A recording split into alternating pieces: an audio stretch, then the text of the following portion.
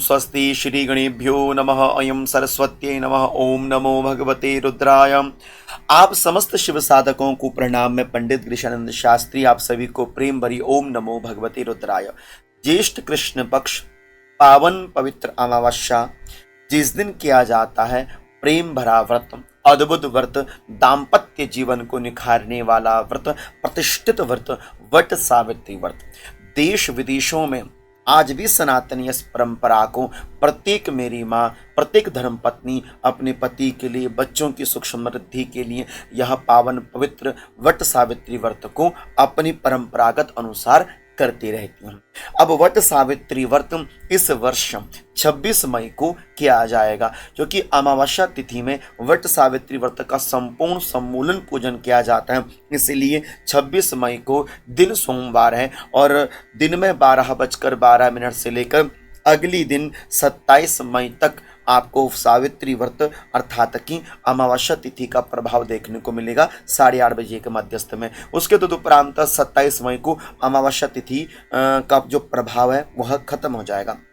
इसलिए हमें क्या करना चाहिए, अमावस्या तिथि में ही प्रभावित वट सावित्री व्रत को करना चाहिए। इसलिए 26 मई को पंचांगारों के अनुसार हमें पावन पवित्र वट सावित्री व्रत को करना चाहिए। अब वट सावित्री व्रत का विधान अपनी अपनी परंपरा के अनुसार किया जाता है और शास्त्रकार कहते हैं कि वट सावित्री व्रत सभी को करना चाहिए। किन किन को करना चाहिए, तो ब्रह्मांड पुराण में लिखा हुआ है कि नारी व विधवा वापी पुत्री पुत्र विवर्जिता सभृतिका सपुत्रा वा कुर्याद व्रतमिदं शुभम। स्कंद पुराण में लिखा हुआ है, चाहे माता सधवा हो अथवा माता जी विधवा हो अथवा किसी भी प्रकार से माता जी यदि सब सुख समृद्धि पुत्र पौत्र इत्यादि के लिए कर रही हैं तो वट सावित्री का व्रत सभी को करना चाहिए। जिन माताओं के पति नहीं है किंतु संतान है उनके लिए भी वट सावित्री का व्रत किया जाता है। इसलिए धारणाएं सुंदर बनाकर हमें वट सावित्री व्रत पूजन करना चाहिए। अब वट सावित्री व्रत का पूजन अपनी अपनी परंपरा के अनुसार होता है ना, अलग अलग भिन्न भिन्न प्रांतों में भिन्न भिन्न विधि से इसका व्रत किया जाता है, लेकिन मूल विधि का कुछ सारांश दशांश मैं आपके सामने प्रस्तुत कर देता हूं कि आपको वट सावित्री व्रत में विशेष क्या क्या करना चाहिए। सबसे पहले तो आपको वट सावित्री व्रत के अंतर्गत कुछ सामग्री को जुटाना चाहिए। ये सामग्री को आपने रखना चाहिए और इन्हीं सामग्री को एकत्रित करते हुए आपने वट सावित्री पूजन करना चाहिए।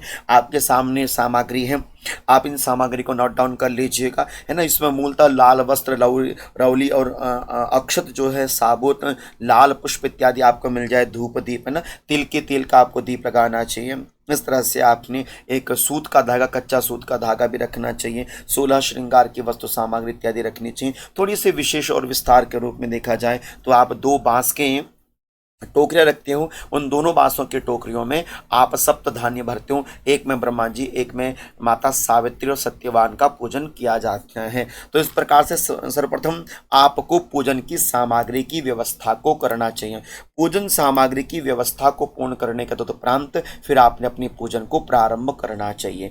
पूजन का प्रारंभ आपको संकल्प के द्वारा प्रारंभित करना चाहिए। तो सर्वप्रथम आप संकल्प लीजिए कि जिस भी कामना हेतु आप वट सावित्री व्रत कर रही हैं, मम वैधव्यादि सकल दोष परिहार्थम ब्रह्म सावित्री प्रीत्यर्थम सत वत्सा सावित्री प्रीत्यर्थम च वट सावित्री व्रतम अहम च करिष्यि। इस प्रकार से आपने यह संकल्प कर लेना। अथवा यदि आप संस्कृत में ना कर सकें तो हिंदी में बोल दीजिए कि मैं अपनी इस विभिन्न अथवा इस मुख्य कामना के लिए, अपने अखंड सौभाग्य के लिए वट सावित्री का व्रत कर रही हूँ। इस प्रकार से अपने वट सावित्री व्रत के संकल्प को अवश्यमेव करना चाहिए। संकल्प से कार्यों की सिद्धि अवश्यमेव होती है। तो इस प्रकार से अपना संकल्प सिद्ध करने के तदुपरांत अब आपने वट सावित्री पूजन अपने अपनी परंपरा के अनुसार करना चाहिए, है ना। दुग्ध इत्यादि से पहले भगवान गणेश जी को स्नान इत्यादि करना चाहिए। गणेश जी में 21 दुर्वा दल रखनी चाहिए। उसके तदुपरांत वट के जड़ में आपने जल इत्यादि अर्पण करना चाहिए। जब आप जल इत्यादि अर्पण करें तो आपके मुख में मंत्र होना चाहिए और आप अवश्य में ओम वट सावित्री नमः, ओम वट सावित्री नमः, इस प्रकार से भी नाम मंत्र के द्वारा पूजन कर सकते हैं। सावित्री माता को इसमें अर्घ्य दिया जाता है, वैदव्यम च सौभाग्यम देहि त्वं मम सुव्रते पुत्रान पौत्रांश सौख्यम च ग्रहणार्घ्यम नमोस्तुते। इसमें अर्घ की बहुत विशेष महत्वता है, इसलिए एक पात्र में जल, उसमें थोड़ा कच्चा दूध, काले तिल डालकर आपने अर्घ्य इत्यादि अवश्य में देना चाहिए। माता सावित्री के निमित्त आपने अर्घ्य देना चाहिए और वट के वृक्ष में आपने दूध, दल, कच्चा दुग्ध इत्यादि, काला तिल इत्यादि अर्पण करना चाहिए। वट मूले स्थितो ब्रह्मा वट मध्ये जनार्दन वटाग्रे तो शिवो देव सावित्री वट संस्थिता। इस प्रकार से अपनी वट वृक्ष का भी पूजन करना चाहिए।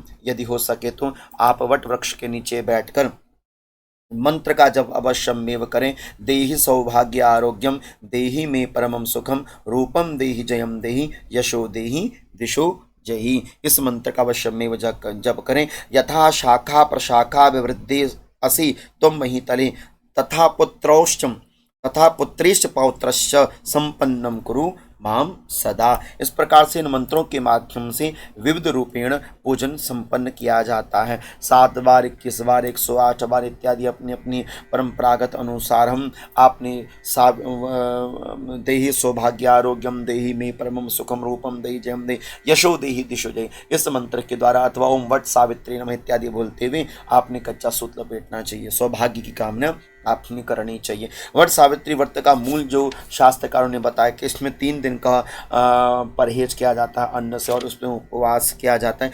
यदि सामर्थ्य ना हो तो शास्त्र कहता है कि त्रयोदशी में रात्रि का भोजन करना चाहिए, चतुर्दशी में अयाचित रहना चाहिए और अमावस्या के दिन उपवास करके शुक्ल पक्ष प्रतिपदा अगले दिन मतलब शुक्ल पक्ष प्रतिपदा के अगले दिन मतलब प्रतिपदा को एकम तिथि को आपने अपने व्रत को पूर्ण करना चाहिए। ब्राह्मण ब्राह्मणी के जोड़े को बैठाकर उनको भोजन देना चाहिए।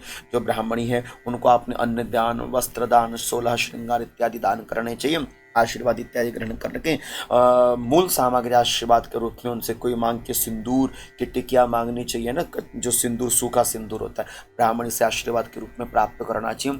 मिष्ठान भोजन इत्यादि करा के फिर अपने व्रत को प्रसादी के माध्यम से चरणामृत इत्यादि लेकर चरणोदक इत्यादि लेकर अपने व्रत को पूर्ण करना चाहिए। बाकी अपनी अपनी परंपरा जो आपकी विशेष रहती है उस परंपरा के अनुसार आपने वट सावित्री पूजन व्रत को करना चाहिए। आशा करता हूं कि जो आपके समकक्ष मैंने एक संक्षिप्त विधान के माध्यम से वट सावित्री व्रत का विधान रखा, आपको यह वीडियो समझ में आई होगी। अच्छी लगी यह वीडियो तो आगे आप अपने इष्ट मित्र को अवश्य शेयर कर दीजिएगा। तब तक आप सभी को प्रणाम वंदन। ओम नमो भगवते रुद्राय। ओम नमो भगवते रुद्राय।